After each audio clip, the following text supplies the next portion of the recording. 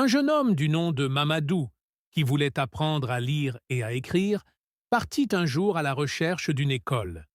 Il quitta sa province pour se rendre dans la région du Cayor, au Sénégal. Là vivait un savant qui enseignait aux enfants. Mamadou resta auprès de son maître aussi longtemps que nécessaire. Quand il sut lire et écrire parfaitement, il décida de rentrer chez lui. Le jour de son départ, un camarade de classe, qui appartenait à l'espèce des génies, lui dit « Nous sommes amis. Puisque tu t'en retournes chez toi, je vais te charger d'un message pour mes parents et je te transporterai dans ton village, à la vitesse de l'éclair. Tu ne sais pas qui je suis, mais moi je te connais bien, car nous sommes nés au même endroit. Nous autres, les génies, nous vous reconnaissons très bien, mais vous, les humains, vous ne pouvez pas nous apercevoir. Quand tu seras chez toi, mets à ton doigt cette bague d'argent, et tu pourras voir les génies et leur village. Si tu l'ôtes, ou si tu la perds, tout disparaîtra de nouveau. » Le génie demanda ensuite à Mamadou de s'asseoir sur son tapis et de fermer les yeux. À peine Mamadou avait-il obéi qu'il se retrouva, comme par magie, dans son village. Le lendemain matin, Mamadou passa la bague à son doigt. Il aperçut alors tous les génies et leur village. Il alla rendre visite à la famille de son camarade. « Le génie, votre parent, vous envoie le bonjour, leur dit-il. Et où est-il, notre cher enfant ? Lui demanda-t-on. Je l'ai laissé dans un village du Cayor. Il continue de fréquenter l'école. Ah, s'écrièrent les parents, notre brave petit se conduit bien. Et toi, Mamadou, il faut que tu t'en retournes chez toi, mais chaque fois que tu auras du temps libre, ne manque pas de venir nous voir.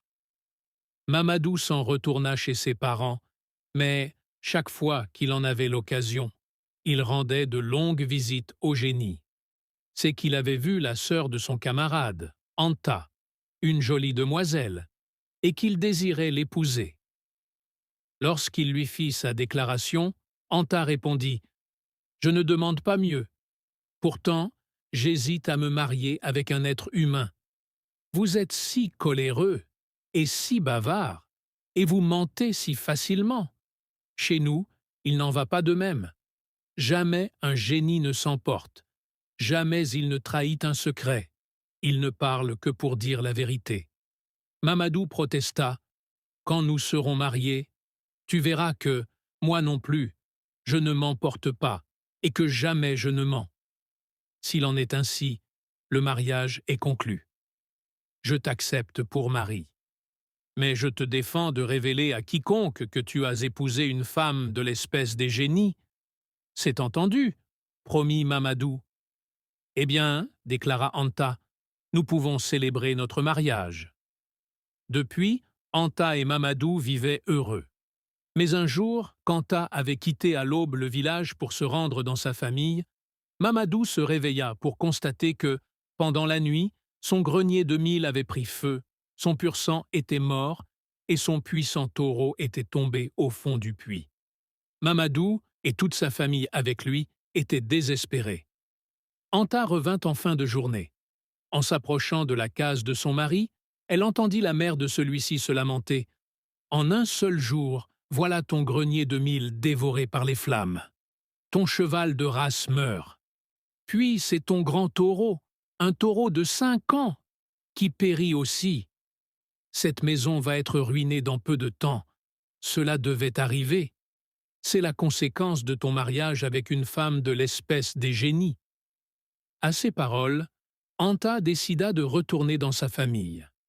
Mais avant de disparaître, elle suivit Mamadou jusqu'au champ et, lorsqu'il s'endormit pour la sieste, elle lui ôta sa bague d'argent. À son réveil, Mamadou ne pouvait plus apercevoir les génies ni leur village. Il essaya de suivre le chemin qui menait chez Anta, en vain. Le village avait disparu. Un beau jour, Anta revint dans le village de Mamadou. Elle trouva celui-ci endormi et le réveilla. Il s'écria « Anta, d'où viens-tu ? » ?»« Je viens de mon village. »« Ce n'est pas vrai. Vous l'avez tous quitté. »« Non, nous l'habitons toujours. » Alors pourquoi ne vivons-nous plus comme autrefois?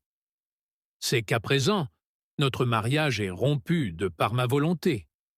Pourquoi l'as-tu rompu? Parce que tu n'as pas tenu ta promesse.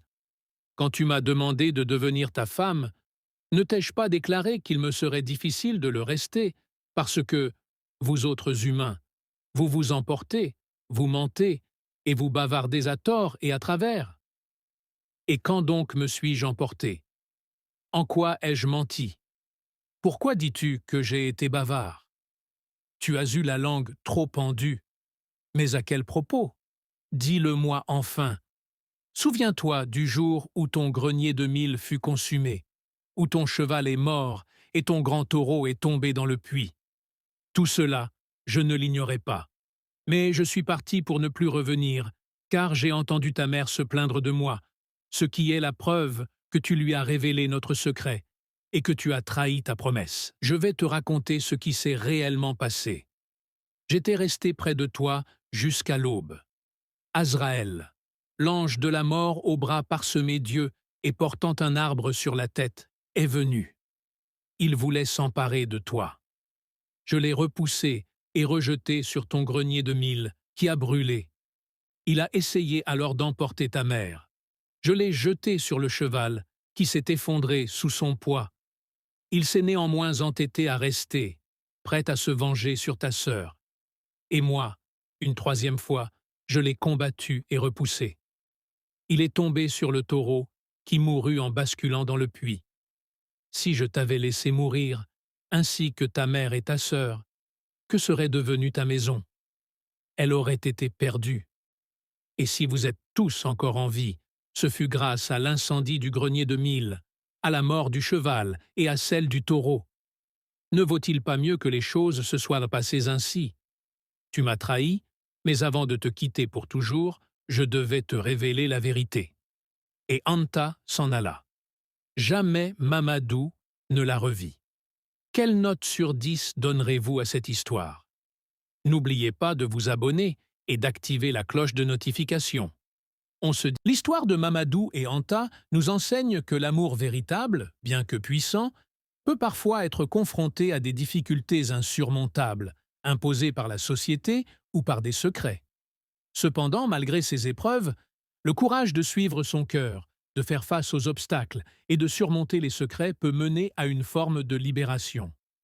L'histoire nous rappelle que l'honnêteté, la transparence et la lutte pour l'amour peuvent apporter une forme de rédemption et de paix intérieure, même si le chemin est semé d'embûches. Chers lecteurs, avez-vous déjà été confronté à un amour interdit ou à des secrets qui ont changé le cours de votre vie? Quelle décision auriez-vous prise à la place de Mamadou ou d'Anta? Cette histoire soulève des questions sur la tolérance, le courage et l'importance de rester fidèle à soi-même face aux pressions extérieures. Partagez vos réflexions avec nous et dites-nous ce que vous pensez de cette situation.